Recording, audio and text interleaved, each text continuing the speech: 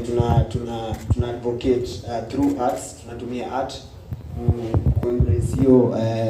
kuembrace ka solution, na bado tunaleta hiyo solution ikue wenye mama mboga anaweza elewa na msee mwingine, si ndio?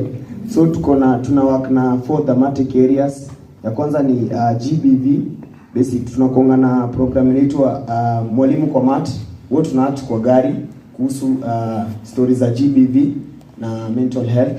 Haya, tuko na ingine inaitwa SRHR. Basically tunakonga na program inaitwa Wezesha Young Mothers, whereby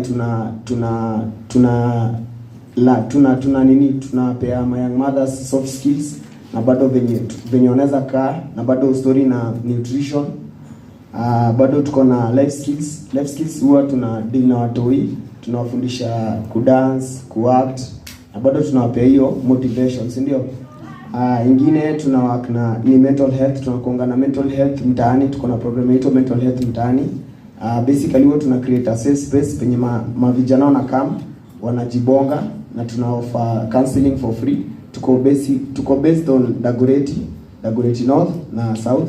So ukitutaka unaweza tupata, tuko na website www.voiceofdago.org. unaweza tupata hapo, si ndio? Aye.